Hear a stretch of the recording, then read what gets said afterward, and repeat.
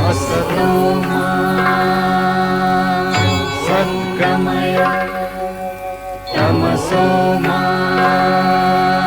ज्योतिर्गमय मृत्योर्मामृतं गमय।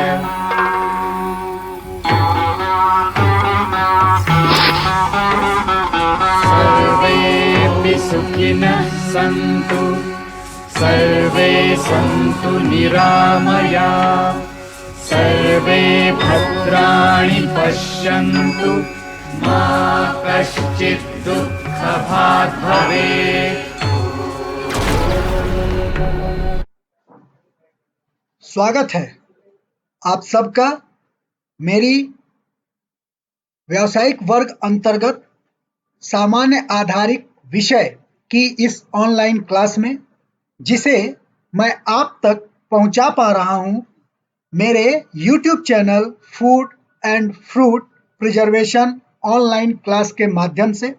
आप सबसे मेरा यह आग्रह है कि चाहे जिस प्लेटफॉर्म पे आप मेरी इस ऑनलाइन क्लास को एक्सेस कर रहे हों, कृपया YouTube एप्लीकेशन के माध्यम से मेरे इस चैनल के पेज पे जाएं और मेरे इस चैनल को सब्सक्राइब करें।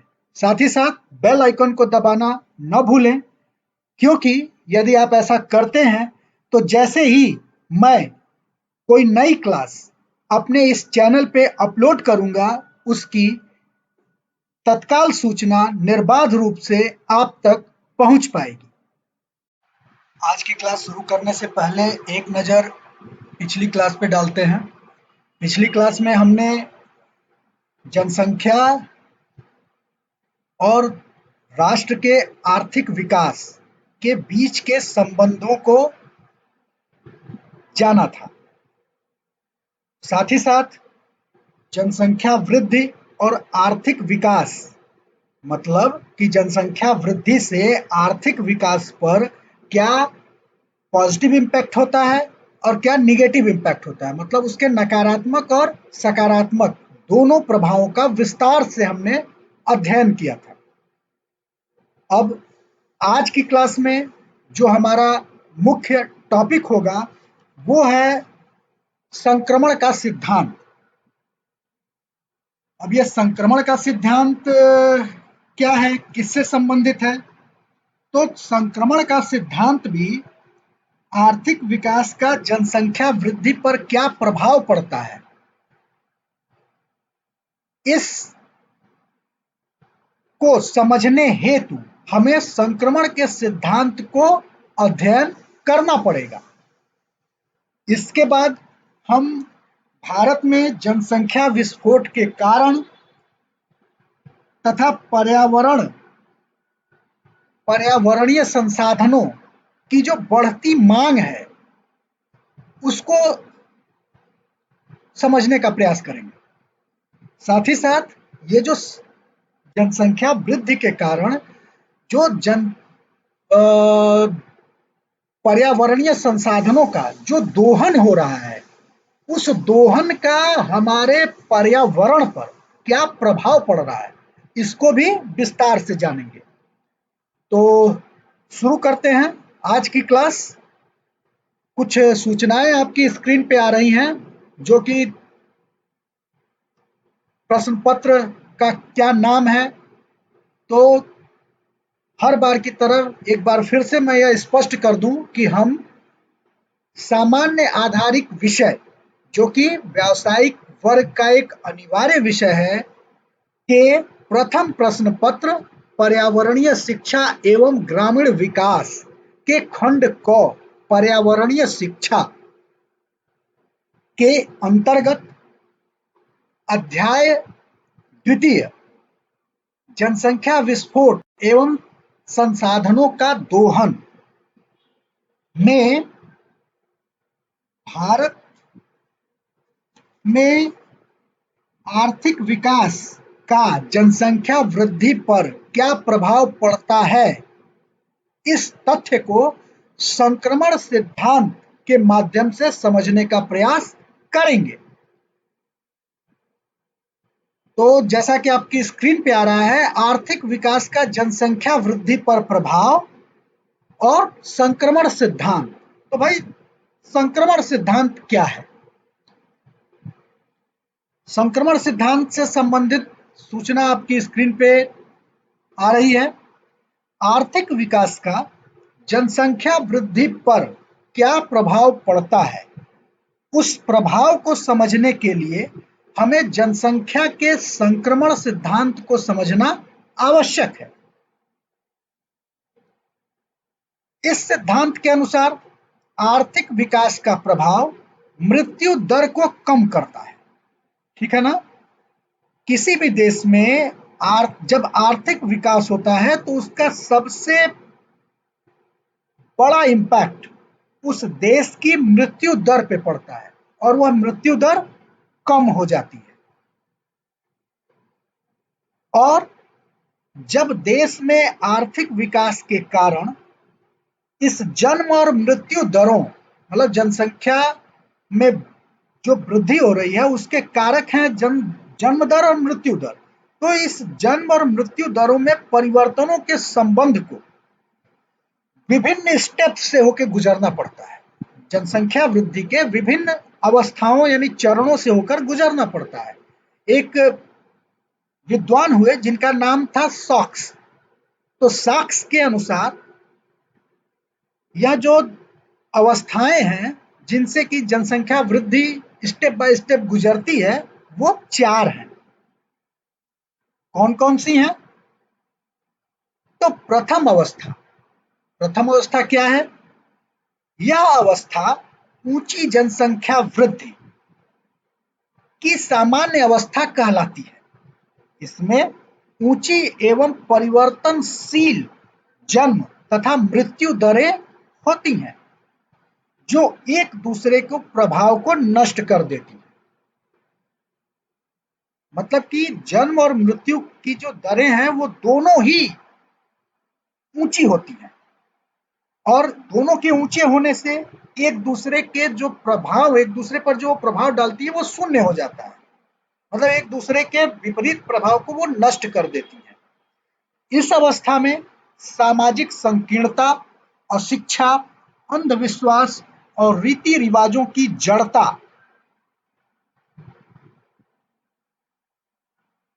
दृष्टिगोचर होती है और इन्हीं जड़तावादी, अशिक्षा, संकीर्णता, अंधविश्वास के कारण समाज में जन्म दर ऊंची होती है, जबकि अपर्याप्त एवं असंतुलित भोजन, स्वास्थ्य व चिकित्सा संबंधी सेवाओं के अभाव के कारण मृत्यु दर जो है वो भी ऊंची रहती है। ऊंची जन्म दर एवं मृत्यु दर के कारण जो जनसंख्या की वृद्धि है वो कम होती है। मतलब जनसंख्या वृद्धि की दर जो है वो नीची होती है, किंतु उसमें तेजी के साथ बढ़ने की क्षमता पाई जाती है। अब दूसरी अवस्था को देखते हैं, वो क्या है? तो द्वितीय अवस्था। तो द्वितीय अवस्था में क्या होता है? द्वितीय अवस्था में जो द्वितीय अवस्था है वो जनसंख्या विस्फोट की अवस्था कहलाती है। मतलब फर्स्ट स्टेज में क्या होता है कि जन्म दर और मृत्यु दर दोनों ही तेज होती है, जिससे दोनों एक दूसरे के इम्पैक्ट को न्यूट्रल कर देती है और इसके कारण जो जनसंख्या वृद्धि की दर है वो निम्न हो जाती है। मतलब जन्म दर भी तेजी से होता है, मृत्यु दर भी तीव्र गति से होती है। तो जो एक दूसरे का जो इम्पैक्ट है, एक दूसरे का जो प्रभाव है वो न्यूट्रल हो जाता है, वो शून्य हो जाता है, जिससे कि जनसंख्या वृद्धि की दर धीमी हो जाती है। लेकिन द्वितीय अवस्था में ऐसा नहीं होता है। द्वितीय अवस्था जनसंख्या विस्फोट की अवस्था कहलाती है। इसमें आर्थिक क्रियाओं का विस्तार होता है। शिक्षा, तकनीक एवं मौलिक संरचना, मतलब कि इंफ्रास्ट्रक्चर का जो फाउंडेशन है इस सब का विकास होता है और इसका जन्म दर पर कोई ठोस प्रभाव नहीं पड़ता। ऐसा नहीं होता है कि जन्म दर इसके कारण कम या अधिक हो जाए, ऐसा कुछ नहीं होता है। वहीं दूसरी ओर सफाई व्यवस्था में सुधार, चिकित्सा सुविधाएं एवं पौष्टिक आहार में वृद्धि के कारण जो मृत्यु दर प्रथम चरण में तेज बनी हुई थी, वो तेज नहीं बनी रहती है, वो तेजी के साथ गिरने लगती है। मतलब कि मृत्यु दर में कमी आने लगती है और इस कमी के कारण और जन्म दर में वृद्धि के कारण, मतलब कि जन्म दर पर कोई प्रभाव नहीं पड़ता है। ऐसा नहीं है कि जन्म दर नीचे जाने लगती है, जन्म दर उसी गति से बढ़ती रहती है, लेकिन मृत्यु दर कम होने लगती है। तो जन्म दर में वृद्धि एवं मृत्यु दर में कमी के कारण देश में जनाधिक्य की स्थिति उत्पन्न हो जाती है, जनसंख्या बढ़ने लगती है, लोगों की संख्या बढ़ने लगती है और ऐसा अधिकांशतः अल्प विकसित देशों में होता है। और आप नजर उठा के देखेंगे तो इस समय हमारे भूमंडल पर जितने भी अल्प विकसित देश हैं वो इसी अवस्था से गुजर रहे हैं। मतलब कि जनसंख्या विस्फोट की अवस्था से गुजर रहे हैं। तृतीय अवस्था भी जनसंख्या विस्फोट की ही अवस्था कहलाती है। क्या होता है देखते हैं। तो यह अवस्था भी जनसंख्या विस्फोट की ही अवस्था है। क्यों है ऐसा? क्योंकि इस अवस्था में भी जनसंख्या वृद्धि का तीव्र क्रम जारी रहता है, जन्म दर गिरने लगती है, किंतु मृत्यु दर एक निम्न स्तर पर लगभग स्थिर हो जाती है। जन्म दर का मृत्यु दर से ऊंची बने रहना जनसंख्या विस्फोट की स्थिति को जन्म देता है।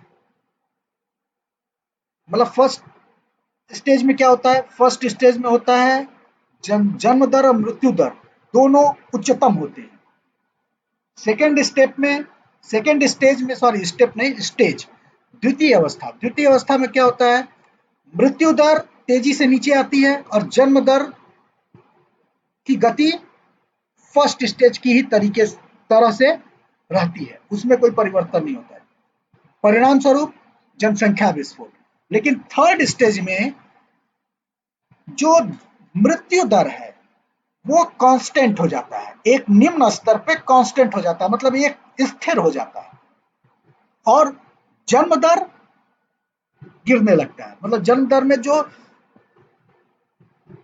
बढ़ोतरी है वो बढ़ोतरी न होकर वो धीरे धीरे नीचे आने लगती है, जन्म दर में भी कमी आती है, किंतु यह कमी मृत्यु दर के निम्न स्तर पर स्थिर हो जाने के कारण न्यूट्रल नहीं हो पाती। जन्म दर मृत्यु दर की अपेक्षा काफी अधिक रहती है और इस कारण से जनसंख्या विस्फोट की स्थिति उत्पन्न होती है। अब चौथी स्टेज आती है। चौथी स्टेज में क्या होता है? तो इस अवस्था में आर्थिक विकास तेजी के साथ होता है, जन्म और मृत्यु दर निम्न स्तर पर एक दूसरे के साथ संतुलित हो जाते हैं। मतलब कि वह राष्ट्र जो कि चौथी स्टेज में होता है वो जनसंख्या विस्फोट की स्थिति से बाहर निकल चुका होता है, आर्थिक विकास का घोड़ा सरपट दौड़ा चला जा रहा होता है और जनाधिक्य संतुलन में आ जाता है। क्यों ऐसा होता है? क्योंकि जन्म और मृत्यु दर निम्न स्तर पे संतुलित अवस्था को प्राप्त हो जाते हैं। तो ये है संक्रमण सिद्धांत और संक्रमण सिद्धांत की चारों अवस्थाएं। अब हम आगे बढ़ते हैं। अगर आपको अभी तक जो मैंने बताया वो नहीं समझ में आया होगा तो आप कमेंट बॉक्स में जाके मुझसे प्रश्न करिएगा, मैं आपको और बेहतर तरीके से समझाने का प्रयास करूंगा। अब भारत में जनसंख्या विस्फोट के कारण पर्यावरणीय संसाधनों की बढ़ती मांग और उसका प्रभाव और उसका पर्यावरण पर पड़ता प्रभाव, इस टॉपिक को हम डिस्कस करेंगे। चलिए शुरू करते हैं। तो पहला है, हम इसमें पढ़ेंगे पर्यावरणीय संसाधनों की मांग। तो भाई ऑब्वियसली है कि जब डिमांड बढ़ेगी, सॉरी, जब कंज्यूमर बढ़ेंगे तो डिमांड क्रिएट होगी। डिमांड कौन क्रिएट करता है? डिमांड कंज्यूमर क्रिएट करता है। तो जब कंज्यूमर बढ़ेंगे मतलब जनसंख्या बढ़ेगी तो डिमांड क्रिएट होगी, मतलब मांग बढ़ेगी। और वो मांग की सप्लाई कहां से होगी? भाई मांग की सप्लाई जो है वो कहां से होगी? उसको कौन पूरा करेगा? सीधी सी बात है, हमारा पर्यावरण पूरा करेगा। तो यह जो पर्यावरणीय संसाधनों की मांग है यह तेजी के साथ बढ़ रही है, ठीक उसी अनुपात में जिस अनुपात में हमारी जनसंख्या बढ़ रही है। और ये बड़ा ही घातक है, ऐसा नहीं होना चाहिए। तो भारत में 1951 से जनसंख्या में तीव्र गति से वृद्धि हुई है। 20वीं शताब्दी के मध्य तक प्रकृति, भोजन, वस्त्र व आवास की बढ़ती मांग को पूरा करती रही है, किंतु ऐसा करना प्रकृति के लिए भी दीर्घ काल तक संभव नहीं है। अतः स्वतंत्रता के पश्चात भारत सरकार ने आर्थिक विकास की दर को तेज करने और तेजी से बढ़ती हुई जनसंख्या की बढ़ती हुई आवश्यकताओं को की पूर्ति करने हेतु आर्थिक नियोजन का मार्ग अपनाया। आर्थिक समृद्धि के साथ साथ लोगों में महत्वाकांक्षाएं बढ़ी और उन बढ़ी हुई महत्वाकांक्षाओं के फलस्वरूप पर्यावरणीय संसाधनों की मांग भी बढ़ी।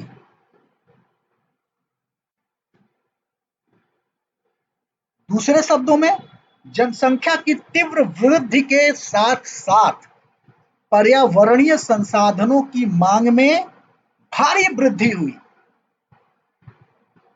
और अपनी इस बात के समर्थन में मैं यह निम्नलिखित विवरण दे रहा हूं। देखिए क्या है वो। तो जनसंख्या में तीव्र वृद्धि के फलस्वरूप मनुष्य की आधारभूत आवश्यकताओं की पूर्ति हेतु भोजन, वस्त्र, आवास, चिकित्सा व शिक्षा सुविधाओं की मांग बढ़ी है। आप महसूस कर रहे होंगे कि ये बात अक्षरशः सत्य है। भोजन हेतु खाद्यान्नों की मांग निरंतर बढ़ी है।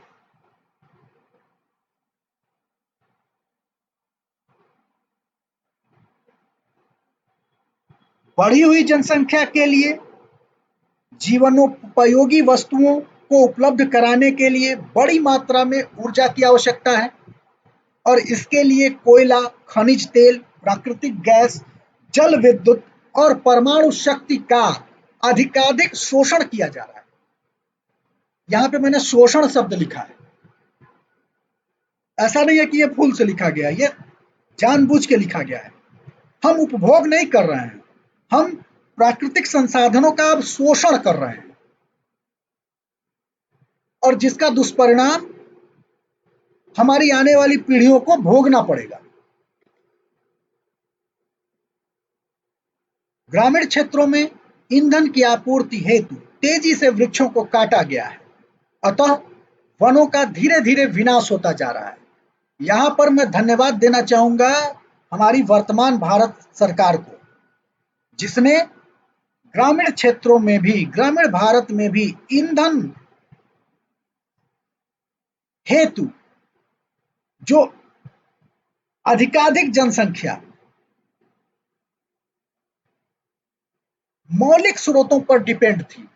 मतलब कि गाय के गोबर से बने हुए कंडे, सूखी लकड़ियां इत्यादि, कोयला, उन सभी को एलपीजी उपलब्ध कराई है।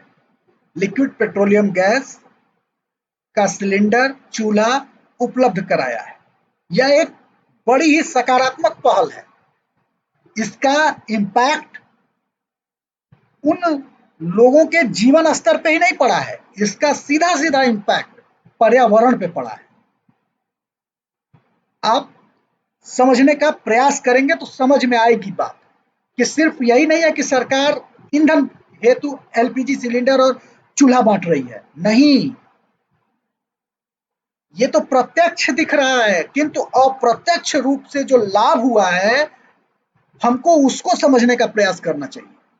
और जब आप उसको समझेंगे तो मेरी तरह इस सरकार को धन्यवाद देंगे। आगे, तो कृषि उत्पादन में वृद्धि के लिए भूमि का गहन उपयोग किया जा रहा है। इसके लिए बड़ी मात्रा में रासायनिक उर्वरक, उन्नत बीज, सिंचाई व कीटनाशक दवाओं का प्रयोग किया जा रहा है। फलस्वरूप मृदा व जल प्रदूषण बढ़ता जा रहा है।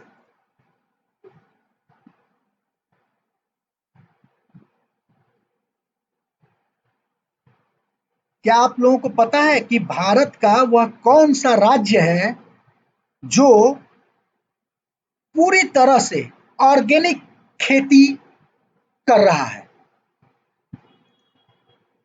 बताइए, भारत का वह कौन सा राज्य है जो पूरी तरीके से ऑर्गेनिक खेती कर रहा है? और वो पूरे भारत का पहला राज्य है जो कि जहां रासायनिक खेती बंद हो चुकी है और वो ऑर्गेनिक खेती ही कर रहा है।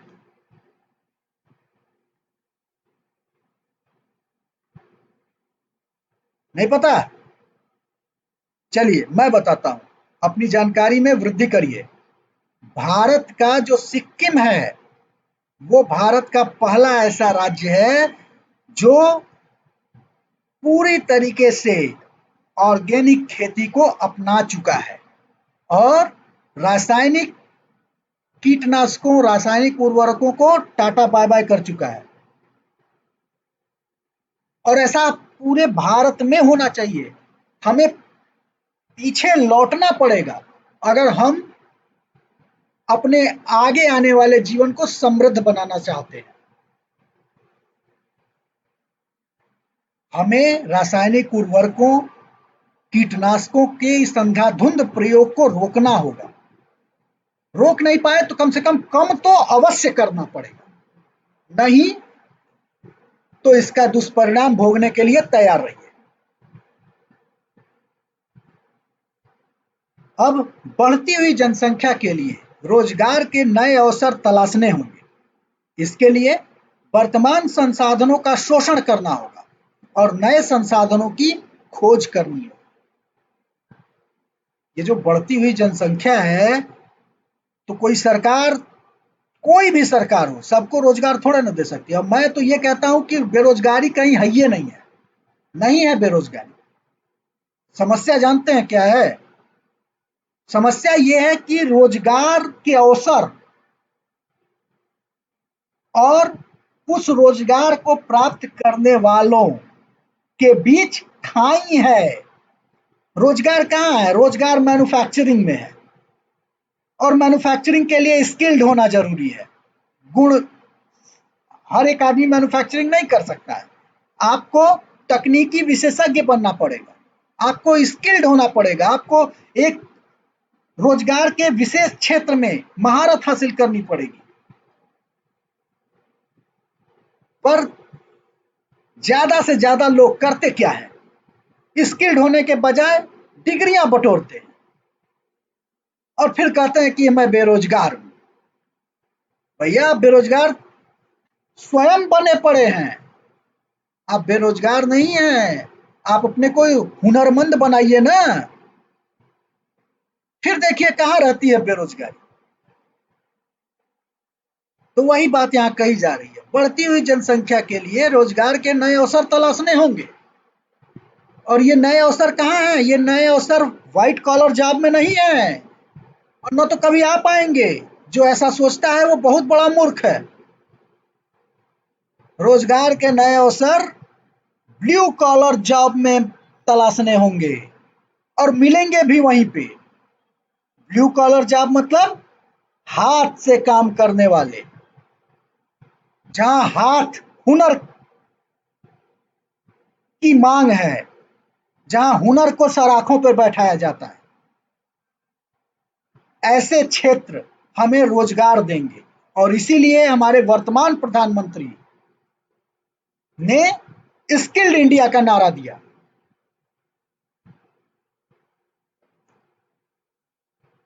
तो बढ़ती हुई जनसंख्या के लिए रोजगार के नए अवसर तलाशने होंगे, और इसके लिए वर्तमान संसाधनों का शोषण करना पड़ेगा और नए संसाधनों की खोज करनी पड़ेगी।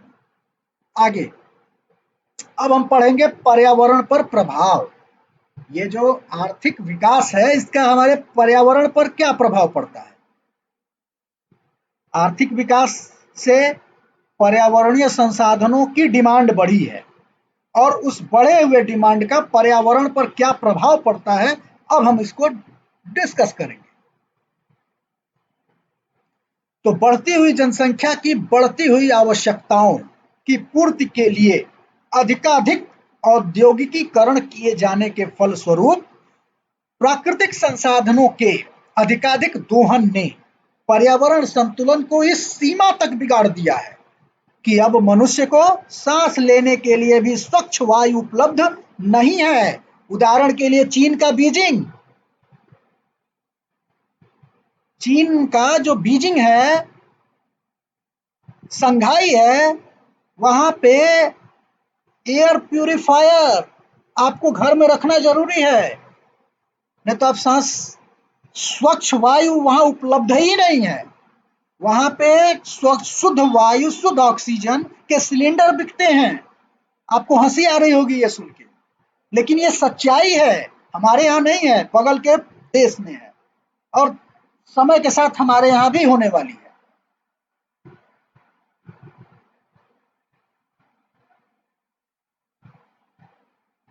तो सचेत हो जाइए, हमें भी सचेत होने की आवश्यकता है, और जब हम सचेत होंगे तभी हमारे द्वारा चुनी गई सरकार सचेत होगी।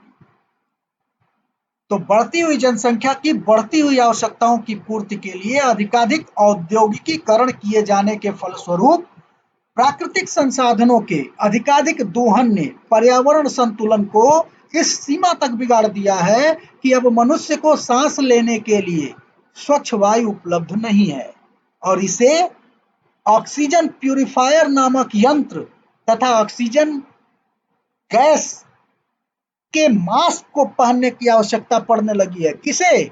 मनुष्य को, हमें, आपको। पर्यावरण पर पड़ने वाले इस प्रभाव का निम्नांकित शीर्षकों के अंतर्गत अध्ययन किया जा सकता है। कौन कौन से? आगे देखते हैं। पेड़ पौधे, वनस्पति, घास के मैदान एवं वनों का विनाश। तो इसको बहुत ज्यादा समझाने की आवश्यकता नहीं है, पिछले 4 क्लासों से मैं लगातार यही समझा रहा हूं कि वनों का पर्यावरण संतुलन बनाए रखने में अमूल्य योगदान होता है, फिर भी जनता अपनी आवश्यकताओं की पूर्ति हेतु वनों का विनाश करती रहती है। एकदम ध्रुव सत्य है ये। अब वनों में आग लगना, तो मनुष्य की जरा सी लापरवाही से वनों में, ये दोनों नहीं है, यहाँ टाइपिंग मिस्टेक है, ये वनों है, वनों में भयंकर आग लग जाती है। आग लग जाने से मिट्टी को प्राप्त होने वाले जैव पदार्थ नष्ट हो जाते हैं। इसके अतिरिक्त आग में वन्य जीव जंतु भी जलकर राख हो जाते हैं। ये यहाँ पे आज नहीं है, ये आग है। इसके अतिरिक्त आग में वन्य जीव जंतु भी जलकर राख हो जाते हैं, जिससे वातावरण दूषित होता है। वनों की कटाई, तो जलाने के लिए अथवा औद्योगिक आवश्यकताओं की पूर्ति हेतु मनुष्य द्वारा कच्चे पक्के सभी प्रकार के वृक्ष काट दिए जाते हैं। लकड़ी काटने के लिए किए जाने वाले आवागमन से छोटे पौधे व वनस्पतियां नष्ट हो जाती हैं, जिससे वनों के पुनः अपने पुराने स्वरूप में लौटने की संभावनाएं भी खत्म हो जाती हैं। और वनों की कमी से और वनों के पुनः जीवित होने की संभावनाओं के खत्म होने से वायुमंडल में कार्बन डाइऑक्साइड से ऑक्सीजन के परिवर्तन की प्रक्रिया में कमी आती है, जबकि पर्यावरण में कार्बन डाइऑक्साइड बढ़ती जा रही है। और इस वृद्धि के कारण वायुमंडल का तापमान भी बढ़ता जा रहा है, जिसका परिणाम हमें अकाल व सूखे के रूप में भुगतना पड़ रहा है।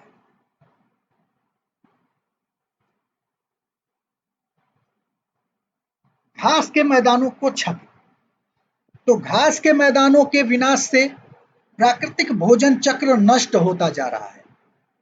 इसके बिना सर्वप्रथम प्राथमिक उपभोक्ताओं को भोजन नहीं मिल रहा। इसके अभाव से गौण उपभोक्ता भी भूखे रह जाते हैं और भोजन के लिए जंगलों से बस्तियों की ओर भागने लगते हैं, जहां उनका सरलता से शिकार हो जाता है। इसके अभाव में अपघटक भी अपना कार्य संपादित नहीं कर पाते, परिणाम स्वरूप मृदा का निर्माण नहीं होता, मिट्टी की उर्वरा शक्ति क्षीण होने लगती है और पौधों को भोजन नहीं मिल पाता। इस प्रकार भोजन चक्र अस्त व्यस्त हो जाता है। समझ में आया क्या कहा गया है यहाँ पे? यहाँ पे भोजन चक्र को डिकोड किया गया है। मतलब कि जब घास के मैदान नष्ट होते हैं तो प्राकृतिक भोजन चक्र नष्ट होता है। और जो इस घास के मैदान पर डिपेंड प्राथमिक उपभोक्ता है, जैसे कि आसान भाषा में समझिए छोटे शाकाहारी जीव जंतु, उनको भोजन नहीं मिलता और इस अभाव से गौण उपभोक्ता भूखे रह जाते हैं। गौण उपभोक्ता मतलब कि जो इन प्राथमिक उपभोक्ताओं पर डिपेंड करते हैं अपने भोजन के लिए, जैसे कि शेर है, जैसे कि अन्य मांसाहारी जीव जंतु हैं। और फिर जब उनको भोजन नहीं मिलता तो वो बस्तियों की ओर भागते हैं और बस्तियों में आने पर उनका सरलता से शिकार हो जाता है। और जब उनका अभाव होता है तो अपघटक भी अपना कार्य संपादित नहीं कर पाते, मतलब कि वो प्राथमिक उपभोक्ताओं को खाते हैं और उनके जो अवशेष बच जाते हैं उनको सूक्ष्म जीव अपघटन कर देते हैं, जिससे मृदा अर्थात मिट्टी की उर्वरा शक्ति बढ़ती है। और जब मिट्टी को यह पोषण नहीं प्राप्त होता है तो उसकी उर्वरा शक्ति क्षीण होने लगती है, जिससे कि पौधों को भोजन नहीं मिलता और इस प्रकार संपूर्ण भोजन चक्र डिस्टर्ब हो जाता है। अब जलवायु परिवर्तन। तो जनसंख्या में तीव्र गति से वृद्धि से बढ़ते हुए आधुनिकीकरण एवं वनों की कमी के कारण वातावरण में प्रतिवर्ष कार्बन डाइऑक्साइड की मात्रा में लगभग 2% की वृद्धि हो जाती है। यदि वनों का इसी प्रकार विनाश होता रहा और पृथ्वी की आवश्यकता अपने इसी प्रकार वृद्धि होती रही तो मौसम में स्थायी परिवर्तन हो जाएंगे और यह तब और बढ़ेगा जब पर्वतों पर जमी बर्फ पिघलने लगेगी और समुद्र का जलस्तर ऊंचा हो जाएगा, जिसके परिणाम स्वरूप वाष्पीकरण बढ़ेगा और दुष्परिणाम के रूप में जो हमारे मैदान हैं वो पानी में डूब जाएंगे और कुछ रेगिस्तान बन जाएंगे।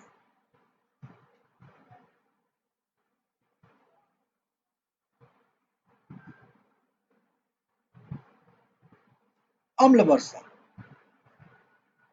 तो पर्यावरण में अम्ल की उपस्थिति मुख्यतः निम्न 3 श्रेणी के गैसीय कारकों के कारण होती है। कौन कौन से? तो सल्फर डाइऑक्साइड। सल्फर डाइऑक्साइड एक गैस है जो मुख्यतः कोयला एवं खनिज तेल चालित मशीनों से निकलती है। दूसरा नाइट्रोजन ऑक्साइड, जो परिवहन के साधनों के द्वारा छोड़े गए धुएं के साथ वायु में मिलती है। और तीसरा है ओजोन एवं अधजले हाइड्रोकार्बन के कारण। इनके कारण वातावरण में अम्ल की उपस्थिति हो जाती है और यह अम्ल बारिश के रूप में पुनः धरती पर आता है, जिसे हम कहते हैं ना कि तेजाबी बारिश हो रही है। और जिसका दुष्परिणाम ये होता है कि पौधे सूख जाते हैं, उनमें पतझड़ हो जाता है और मिट्टी धीरे धीरे अम्लीय होती जाती है। जलाशय में उपलब्ध जल दूषित हो जाता है, जिससे कि पेयजल की समस्या उत्पन्न हो जाती है और उन जलाशयों में निवास करने वाले जलचर मर जाते हैं। कार्बन डाइऑक्साइड की मात्रा में वृद्धि।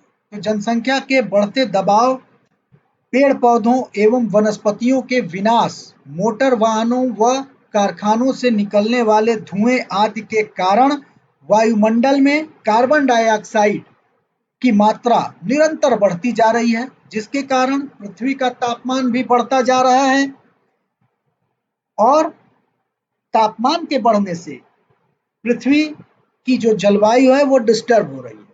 आप महसूस करिए, जो मौसम का जो चक्र है वो चक्र प्रभावित हुआ है। जब ठंड पड़नी चाहिए तो ठंड नहीं पड़ रही है, जब गर्मी पड़नी चाहिए तो गर्मी नहीं पड़ रही है, जब बारिश होनी चाहिए तो बारिश नहीं हो रही है। तो ये शुरुआत है, अभी ये और बढ़ेगा अगर हमने पर्यावरणीय संसाधनों के दोहन को नहीं रोका और प्रकृति जो हमसे लगातार दूर हो रही है उसको अपने करीब लाने का प्रयास नहीं किया। ओजोन की परत को खतरा, तो ये भी एक महत्वपूर्ण कारक है हमारे जीवन के अस्तित्व को बचाए रखने के लिए, और इस पर भी अब खतरा मंडरा रहा है। कैसे? इसी प्रदूषण और पर्यावरणीय संसाधनों के दोहन के कारण क्या हो रहा है, तो वायुमंडल में ओजोन नामक गैस की परत जीव जंतु एवं मानव की सूर्य से निकलने वाली पराबैंगनी किरणों से रक्षा करती है। वायुमंडलीय प्रदूषण की अधिकता के कारण इस परत में हुए छेद के और बड़े होने की संभावना बलवती होती जा रही है, और ऐसा यदि हो गया तो वो पराबैंगनी किरणें सीधे धरातल पर आएंगी, जिनसे कैंसर और अन्य असाध्य रोग फैल जाएंगे और अनेकानेक मौसमी बीमारियों के उत्पन्न होने का खतरा बढ़ जाएगा, जिससे कि जीवन चक्र डिस्टर्ब हो जाएगा। अब सागरीय पर्यावरण पर प्रभाव। तो सागरीय पर्यावरण मतलब समुद्र पर क्या प्रभाव पड़ रहा है, तो जनसंख्या वृद्धि के कारण सागर की शुद्धता पर प्रतिकूल प्रभाव पड़ा है। कारखानों के कूड़े कचरे और जीव जंतुओं के मल तथा अपशिष्ट पदार्थों को नदियों द्वारा सागर में पहुंचाया जा रहा है, जिससे सागर भी प्रदूषित हो गया है और यह प्रदूषण वर्षा के द्वारा पुनः पृथ्वी पर आ रहा है, जिससे मिट्टी की उर्वरा शक्ति का ह्रास हो रहा है और मनुष्य अनेक बीमारियों का शिकार हो रहा है। अब हम पढ़ेंगे पर्यावरणीय संसाधनों एवं जनसंख्या विस्फोट के बीच सामंजस्य की स्थिति। तो भारत में अपार प्राकृतिक संपदा उपलब्ध है। आर्थिक विकास हेतु मानवीय संसाधनों द्वारा, मतलब कि मनुष्यों द्वारा, उनका विवेकपूर्ण दोहन आवश्यक है, किंतु या ऐसा करने से या ऐसा करने हेतु हमें सृजनशील तथा परिश्रमी मानवीय श्रम की आवश्यकता है, क्योंकि योग्य, कुशल एवं परिश्रमी जनशक्ति ही निष्क्रिय पड़े प्राकृतिक संसाधनों को आर्थिक संसाधनों में परिवर्तित कर सकती है। हमारे देश में जनसंख्या तीव्र गति से बढ़ रही है और इस बढ़ती हुई जनसंख्या के कारण आवश्यकताएं भी बढ़ रही हैं। अतः देश की बढ़ती हुई आवश्यकताओं की पूर्ति हेतु हमने अपने प्राकृतिक संसाधनों का अंधाधुंध शोषण शुरू कर दिया है, जिसके फलस्वरूप हमारे संसाधनों एवं हमारे देश की जनसंख्या के मध्य असंतुलन एवं असामंजस्य की स्थिति स्थापित होती जा रही है। समझ में तो आ ही रहा होगा आप लोगों को। हमारा देश प्रचुर मात्रा में किससे संपन्न है? तो प्राकृतिक संसाधनों, प्राकृतिक संपदा से संपन्न है। ऐसी संपन्नता भूमंडल में अन्य कहीं नहीं है जितने संपन्न हम हैं। किंतु अपने देश को आर्थिक विकास के पथ पर सरपट दौड़ाने के लिए मानवीय संसाधनों का विवेकपूर्ण दोहन आवश्यक है। ये विवेकपूर्ण दोहन क्या है? तो हमें अपने मानवीय संसाधनों को सृजनशील और परिश्रमी बनाना पड़ेगा, क्योंकि योग्य, कुशल एवं परिश्रमी जनशक्ति ही निष्क्रिय पड़े प्राकृतिक संसाधनों को आर्थिक संसाधनों में परिवर्तित कर सकती है। हमारे देश में जनसंख्या तेजी से बढ़ रही है और जनसंख्या के बढ़ने के कारण आवश्यकताएं भी बढ़ रही हैं। तो इन आवश्यकताओं की पूर्ति हेतु हमने प्राकृतिक संसाधनों का अंधाधुंध शोषण शुरू कर दिया है, जिससे संसाधनों और जनसंख्या के मध्य असंतुलन और असामंजस्य स्थापित होता जा रहा है। ऐसा नहीं होना चाहिए।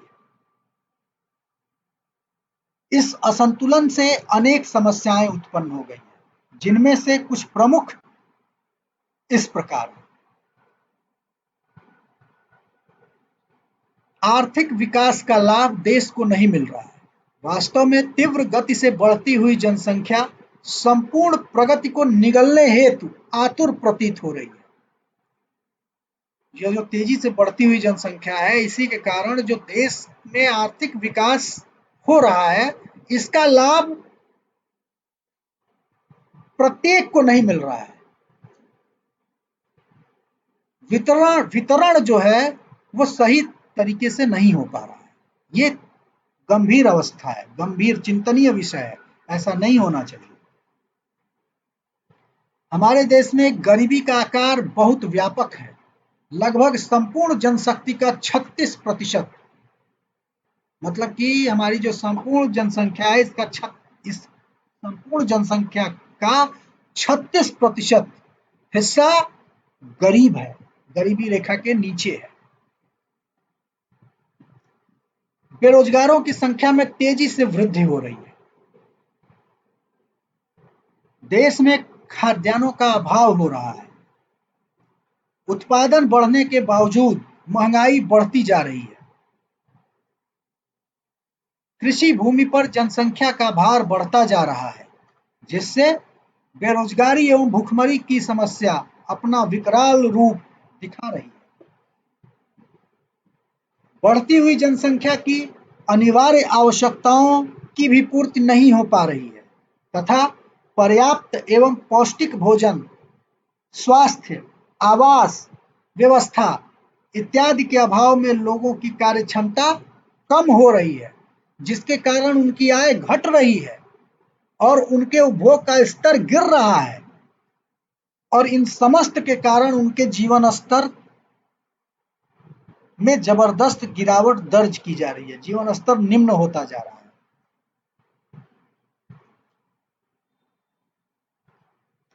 बढ़ती हुई जनसंख्या के लिए वनों को काटकर आवास, भोजन, ईंधन व परिवहन की समस्या का समाधान किया जा रहा है, जिससे पर्यावरणीय संतुलन बिगड़ रहा है। और अपने अस्तित्व को बचाए रखने के लिए हमें इस बिगड़ते हुए संतुलन को साधना पड़ेगा, इसे संतुलित करना पड़ेगा। नगरीकरण के साथ साथ नगरों में भीड़ बढ़ गई है और औद्योगिकीकरण के दोष उत्पन्न हो गए हैं। गांव खाली हो गए हैं। नगरों में नरमुंडों की बाढ़ आ गई है और यह सब औद्योगिकीकरण के दोष हैं। ये जो सप्लाई का उचित प्रबंध नहीं है, ये जो आर्थिक विकास से जो लाभ मिल रहा है, उस लाभ का जो उचित डिस्ट्रीब्यूशन नहीं हो पा रहा है, ये इसी का दुष्परिणाम है।